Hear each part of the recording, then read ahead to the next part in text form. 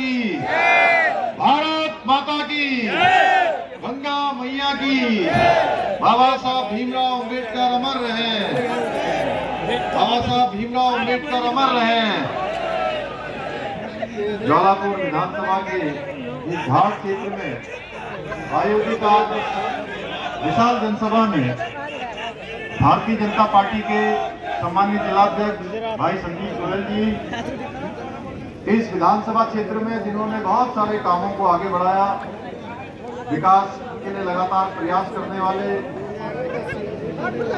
पूर्व विधायक हमारे मित्र आदरणीय सुरेश राठौर जी, विधानसभा के प्रभारी श्री देवी सिंह राणा जी, लोकसभा के संयोजक डॉक्टर जयपाल सिंह चौहान जी, जिला पंचायत के अध्यक्ष श्री किरण चौधरी जी, अमित राज जी, पवन राठौर जी, मंडल अध्यक्ष सुशील चौहान जी, आज के संचालक श्री आशु चौधरी जी, आशुतोष शर्मा जी, विक्रम भुल्लर जी, जिला अध्यक्ष युवा मोर्चा भाई भगवान सिंह, जय भगवान सैनी जी, चंदन सिंह चौहान जी, राकेश राजपूत जी, राजीव गर्ग जी, निर्मल सिंह सरदार जी, अमरीश सैनी जी, रीता सैनी जी, मंडल अध्यक्ष एवं हमारे सभी वरिष्ठ नेतागण, सभी पदाधिकारीगण और आज इस विशाल जनसभा में पहुंचे हुए मेरे सभी बड़े बुजुर्ग, सभी उपस्थित माताएं, बहनें, मेरे नौजवान साथियों,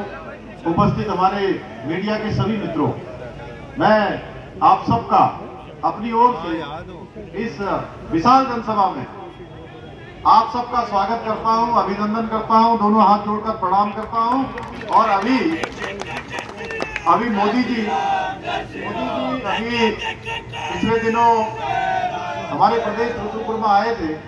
उन्होंने कहा कि धामी जी अब आप जिस जगह भी जाएंगे वहां मेरी ओर से सब लोगों को मेरी राम राम कहना, मेरा प्रणाम कहना। तो मैं मोदी जी की तरफ से भी आप सबको राम राम कह रहा हूं। राम राम भाई, प्रणाम। भाइयों बहनों, हम सभी जानते हैं कि हम सब लोग आज यहाँ पर मोदी जी को तीसरी बार प्रधानमंत्री बनाने के लिए और आदरणीय त्रिवेंद्र सिंह रावत जी को अपना मत और समर्थन देने के लिए यहाँ पर एकत्र हुए हैं। आप सब जानते हैं कि मोदी जी के 10 साल के कार्यकाल में तेजी से भारत आगे बढ़ा है। 2014 में जब मोदी जी देश के प्रधानमंत्री बने थे तब देश के अंदर निराशा छाई हुई थी। हमारे देश की पहचान थी दब्बू भारत, पिछलग्गू भारत, अपने हितों की बात भी दुनिया के मंचों पर न कर सकने वाला भारत। 2014 के बाद जिस तेजी से पूरे देश को 140 करोड़ भारतवासियों को अपना परिवार मानकर एक पल भी रुके बिना नहीं, एक दिल भी जिन्होंने विश्राम नहीं किया, हर पल और हर क्षण भारत माता को समर्पित किया, उसका परिणाम हुआ पूरी दुनिया के अंदर भारत का मान सम्मान और स्वाभिमान बढ़ने लगा भाइयों बहनों, और भारत का डंका पूरे विश्व में बजने लगा। मोदी जी ने राष्ट्र सेवा में अंत्योदय और समाज के लिए अपने को समर्पित किया है।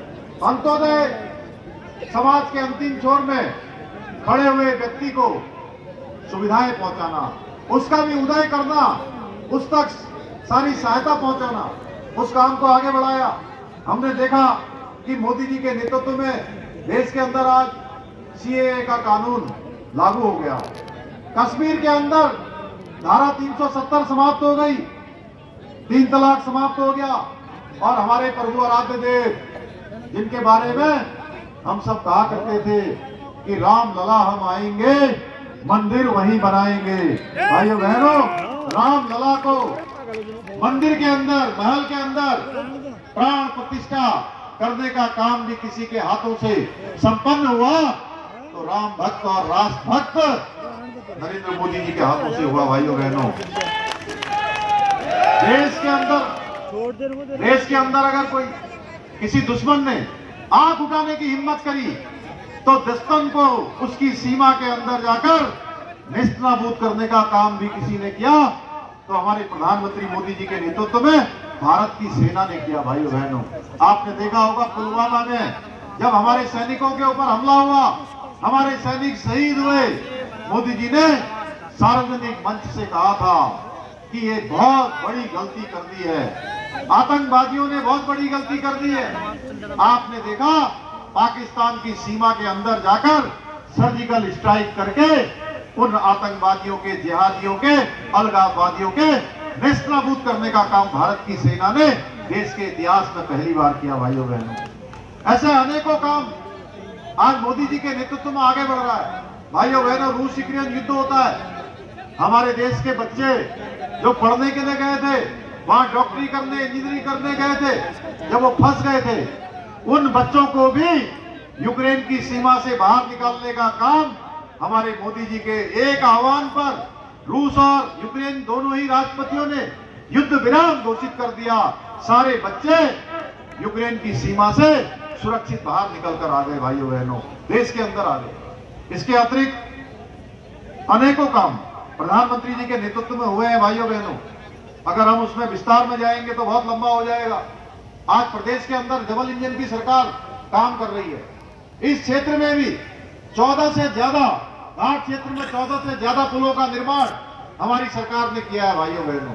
अभी हमारे सुरेश राठौर जी बता रहे थे कि बहुत सारी योजनाएं, बहुत सारे शासनादेश जो होने हैं वो केवल इस कारण से रुके हुए हैं कि अभी आचार संहिता लगी हुई है।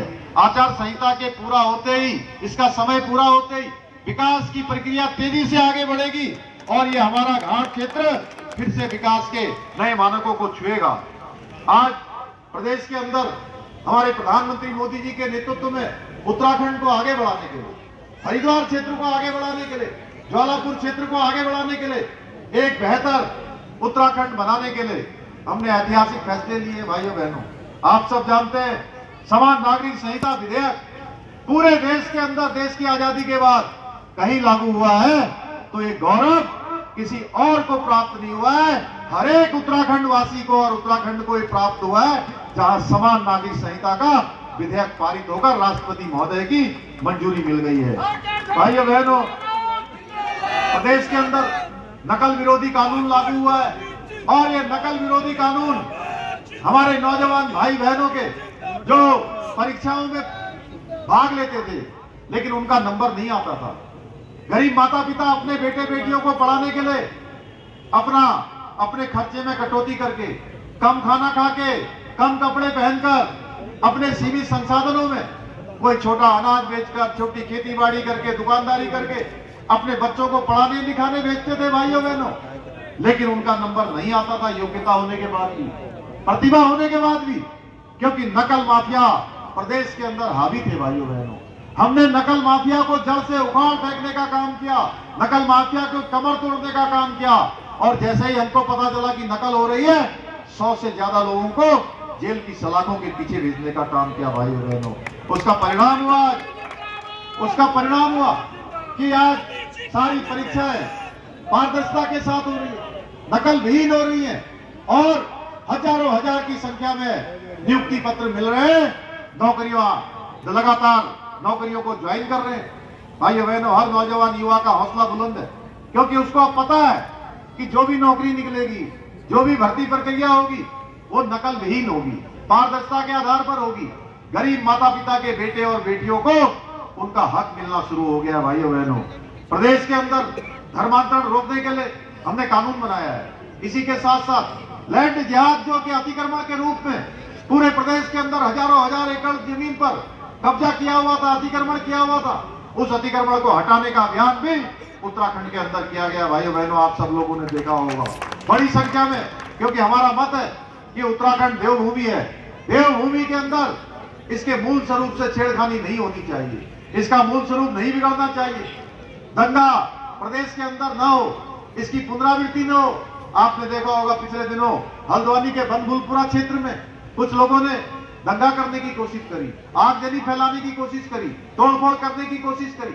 उनके साथ कानून ने किस प्रकार से काम किया आप लोगों ने ठीक प्रकार से देखा होगा भाइयों बहनों। और इसकी पुनरावृत्ति न हो, कोई दंगा करने के बारे में तो दूर की बात, कोई सोचे भी नहीं। इसलिए हम दंगा रोधी कानून भी लेकर आए हैं। अब कोई भी सरकारी संपत्ति, निजी संपत्ति को नुकसान पहुंचाएगा तो उसकी एक एक पाई की भरपाई उसी दंगा करने वाले से वसूल की जाएगी। राज्य के अंदर महिलाओं को 30% का आरक्षण हमने सुनिश्चित किया है भाइयों बहनों, और किसानों की आय दुगना हो उसके लिए हमारे प्रधानमंत्री जी लगातार काम कर रहे हैं। हमने गन्ने का समर्थन मूल्य बढ़ाया है, पिछली बार भी बढ़ाया है, उससे पहले भी बढ़ाया है, इस बार भी यूपी से हमने अधिक किया है भाइयों बहनों। हर बार हम किसानों की सुविधा के लिए लगातार काम कर रहे हैं, लगातार किसानों को और सुविधा संपन्न बनाने के लिए हमारी प्राथमिकता है। चाहे आज वो कृषि का क्षेत्र हो, चाहे वो उद्यान का, हॉर्टिकल्चर का क्षेत्र हो, हर क्षेत्र में किसानों के लिए मशीन फार्मिंग योजना हमने शुरू करी है।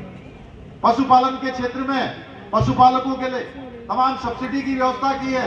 इसके साथ साथ मत्स्य पालकों के लिए व्यवस्था की है भाइयों बहनों, हमारी प्राथमिकता है। इसके साथ साथ पूरे हरिद्वार की अगर मैं बात करूं तो हरिद्वार में बहुत सारे हमने महत्वपूर्ण कार्य किए हैं।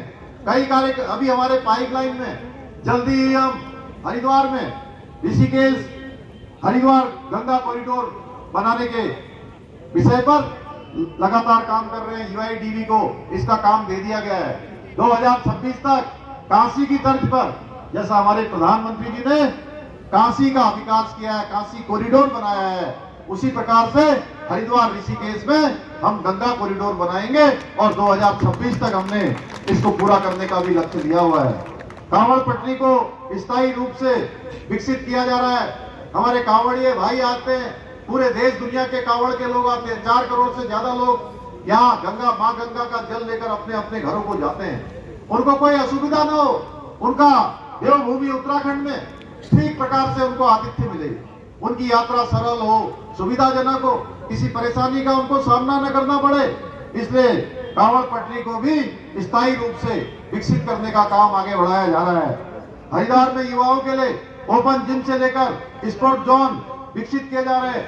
स्वास्थ्य सेवाएं यहाँ बेहतर की जा रही है। मेडिकल कॉलेज के निर्माण के साथ साथ महिला अस्पताल भी बनाया जा रहा है।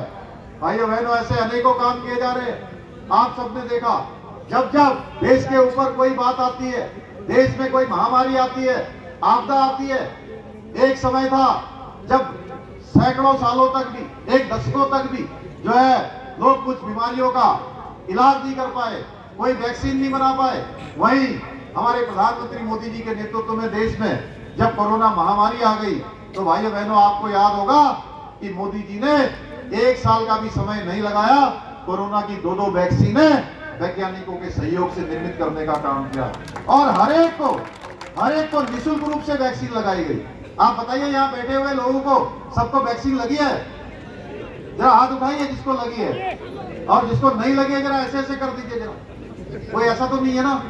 सबको मुफ्त में लगी, किसी से पैसा तो नहीं लिया गया? नहीं लिया गया तो ऐसे करिए जरा सब। अच्छा, किसी से पैसा नहीं लिया, इधर लिया गया था क्या? कहीं इधर से नहीं हो रहा है, क्या बात है? किसी से नहीं लिया गया भाइयों बहनों। देखिए, मोदी जी ने प्रधानमंत्री के रूप में और एक घर के माता पिता की तरह, एक अभिभावक के रूप में हर किसी की चिंता करी। इसके साथ साथ उन्होंने जहां निःशुल्क वैक्सीन लगाने का काम हुआ, पूरे देश के लोगों को 3-3 डोज, 1 डोज निःशुल्क, दूसरी डोज निःशुल्क, तीसरी डोज भी निःशुल्क लगाने का काम हुआ। वहीं प्रधानमंत्री मोदी जी ने ये व्यवस्था भी सुनिश्चित करी कि कोई भी गरीब, कोई भी छोटा काम करने वाला, मजदूरी करने वाला, ठेला चलाने वाला, रिक्शा चलाने वाला, जिसका काम बंद हो गया, उसके घर का चूल्हा जलता रहना चाहिए भाइयों बहनों, भूखे पेट उसको नहीं सोना चाहिए। उसके लिए गरीब कल्याण अन्न योजना शुरू करी और गरीब कल्याण अन्न योजना में 5 किलो प्रति यूनिट के हिसाब से राशन देने का काम हुआ। 2020 में ये योजना शुरू हुई और मोदी जी ने अभी इस योजना को अगले 5 सालों के लिए और बढ़ा दिया है भाइयों बहनों। 5 साल तक निःशुल्क रूप से अनाज मिलता रहेगा। इस प्रकार से वो काम कर रहे हैं। देश में हमारी मातृशक्ति को, माताओं बहनों को लखपति बनाने का काम हो रहा है। देश में आयुष्मान भारत योजना से आज हर एक व्यक्ति को 5-5 लाख रुपए की इलाज की गारंटी देने का काम हो रहा है। प्रधानमंत्री आवास बनाए जा रहे हैं और 4 करोड़ लोगों को अभी तक आवास मिल गए। उसमें भी हमारी बहनों को 70% महिलाओं को आवास की चाबी मिली है भाइयों बहनों। चाहे जनधन के खाते हो, किसानों को किसान सम्मान निधि हो, आज ऐसे अनेकों काम, या मेरी बहनों के लिए मैं कहूं, जिसको सुरेश राठौर जी कह रहे थे, 12 करोड़ देश के अंदर इज्जत घर देश की आजादी के बाद अगर किसी ने बनाए हैं, किसी ने हमारी महिलाओं का, माताओं बहनों के दुख दर्द को समझा है, गरीबों के दुख दर्द को समझा है, तो उस भारत माँ के लाल का नाम है नरेंद्र मोदी भाइयों बहनों, जिन्होंने हर गरीब के लिए काम किया है, देश में एक नया कल्चर लाने का काम किया है। इसके साथ साथ आप सभी जानते हैं, आजादी के बाद जिन सरकारों ने इस देश में राज किया है, उन्होंने हमेशा ऐसे राज्यों के साथ, जैसा हमारा राज्य है, सीमांत का राज्य है, सीमांत के जिले हैं, सीमांत का जैसे हमारा घाट क्षेत्र है, इन क्षेत्रों को उपेक्षा का शिकार बनाया। एक बार में नारा देते थे, गरीबी हटाएंगे, गरीबी हटाएंगे। भाइयों बहनों, गरीबी कहीं नहीं हटी, लेकिन उनके राज में गरीबी हटते चले गए। मोदी जी के समय में गरीबों के उत्थान के लिए काम हो रहा है भाइयों बहनों। सारी की सारी योजनाएं गरीबों को समर्पित हैं। चाहे आप उनकी कोई योजना उठाकर देख लीजिए, वो अगर बनाई गई है तो गरीबों के उत्थान के लिए बनाई गई है। लेकिन यही पार्टियां जिन्होंने देश के अंदर 60 सालों तक शासन किया है, 60 सालों तक राज चलाया है, अब स्वयं खत्म होने के आसार पर हैं। और कांग्रेस आज पूरे देश के अंदर ताश के पत्तों की तरह बिखर गई है। आज चुनाव लड़ने के लिए उनको प्रत्याशी नहीं मिल रहे भाइयों बहनों, उनको कार्यकर्ता नहीं मिल रहे। आखिर क्या कारण है? आप देख रहे होंगे, हरिद्वार में भी पहले हरीश रावत जी लड़ते थे, अब उन्होंने अपने बेटे को ले आए हैं, उनको अब चुनाव में खड़ा कर दिया है। परिवार में ही जो है परिपाटी आगे बढ़ रही है, और इसी कारण हरिद्वार में भी उनका कुनबा बिखरता हुआ नजर आ रहा है। आज दिनेश अग्रवाल जी, जो 3 बार के विधायक, उत्तराखंड सरकार के मंत्री रहे, रावत जी के बहुत करीबी थे भाइयों बहनों, यशपाल आर्या जी के करीबी थे, कांग्रेस हाईकमान के भी करीबी थे। आज कांग्रेस को छोड़कर उन्होंने भारतीय जनता पार्टी की सदस्यता ग्रहण कर ली है। मोदी जी के नेतृत्व में आज एक भारत श्रेष्ठ भारत के लिए वो भी आ गए हैं। इन्हें जनता के दुख दर्द से कोई लगाव नहीं है। इनको केवल और केवल चिंता है तो अपने परिवारों की चिंता है, परिवारवाद की चिंता है। भाइयों बहनों, आप देखते होंगे समाचार पत्रों में कुछ लोग जो इस एनडी गठबंधन के लोग हैं, वो कहते हैं हम सनातन को खत्म कर देंगे, और ये नौसखिया नेता सनातन को खत्म करने की बात करते हैं। वो सनातन जो हमेशा था, हमेशा है और हमेशा रहेगा।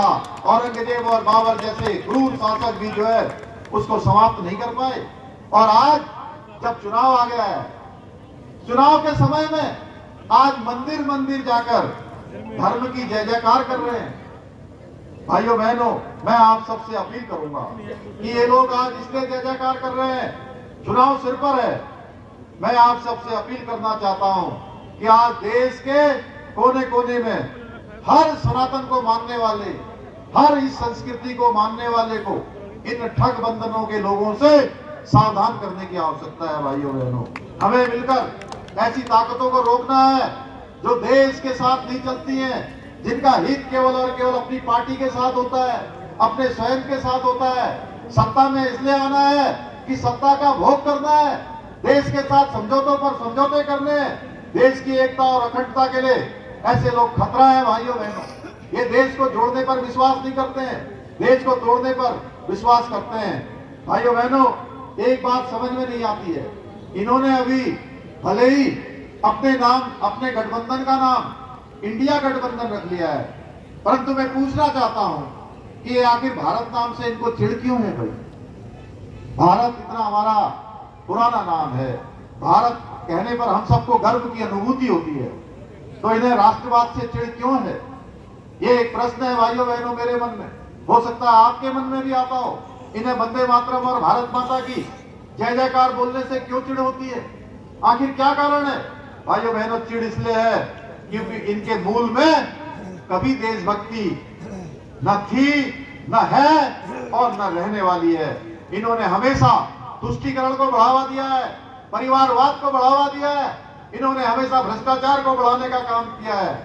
भाइयों बहनों, आज सब जानते हैं मोदी जी के नेतृत्व में देश किस गति से आगे बढ़ रहा है। आज पूरी दुनिया के अंदर भारत का डंका बज रहा है, भारत का मान सम्मान बढ़ रहा है, हर भारतवासी का सीना गर्व से चौड़ा हो रहा है। भाइयों बहनों, आज दुनिया के जो ऐसे देश हैं जो भारत की बढ़ती हुई साख से परेशान है, भारत की विकास यात्रा से परेशान है। आखिर क्या चीन चाहता है कि आदरणीय मोदी जी प्रधानमंत्री बने? नहीं चाहता भाइयों बहनों, चीन नहीं चाहता, पाकिस्तान भी नहीं चाहता कि मोदी जी प्रधानमंत्री बने। क्या भारत के जो दुश्मन देश है, शत्रु देश है, वो चाहते हैं कि आदरणीय मोदी जी प्रधानमंत्री बने? जरा बोलिए भाई। नहीं चाहता। हाथ ऊपर उठा के बोलिए, क्या समझ में नहीं आ रहा है? मोदी जी देश के प्रधानमंत्री न बने, जो भारत को नहीं चाहने वाले देश हैं वो सब चाहते हैं कि मोदी जी देश के प्रधानमंत्री न बने। भाइयों बहनों, आप ही बताइए, क्या ये लोग चाहेंगे कि मोदी जी देश के प्रधानमंत्री बने? नहीं चाहेंगे, नहीं चाहते। ये लोग भारत को शक्तिशाली होना नहीं चाहते, भारत को आत्मनिर्भर होते हुए नहीं देखना चाहते। भाइयों बहनों, भारत आत्मनिर्भर बनेगा, भारत विकसित बनेगा, ये संकल्प हमारे प्रधानमंत्री जी ने लिया है। हमारे बीच में आप सबके प्रिय और जिनके मत और समर्थन के लिए आप सब यहाँ पर आए हैं, वो माननीय त्रिवेंद्र सिंह रावत जी हमारे बीच में आ गए। मैं चाहूंगा एक बार जोरदार तालियां बजा के आप सब स्वागत करिए। भारत माता की, भारत माता की। तो भाइयों बहनों, मैं आपसे कह रहा था, आपको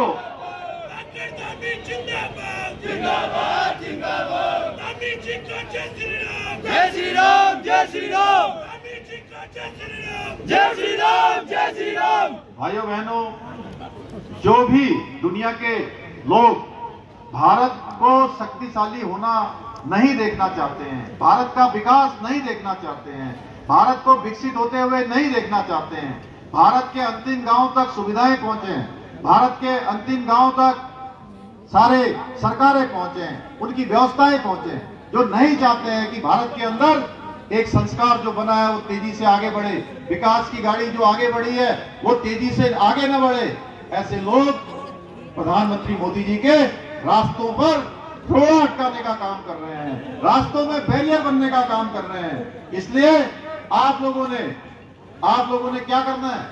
आप लोगों ने ऐसे लोगों की दुकानें शटर खींचकर बंद कर देना है और हमारे भारतीय जनता पार्टी के प्रत्याशी आदरणीय त्रिवेंद्र सिंह रावत जी को, जिनका एक लंबा अनुभव है, जिन्होंने कर्मठता से, जीवटता से अपने जीवन में काम किया है, उनका अनुभव हरिद्वार के लोगों को मिलेगा, इस घाट क्षेत्र के लोगों को मिलेगा, ज्वालापुर क्षेत्र के लोगों को मिलेगा। भारत सरकार से बहुत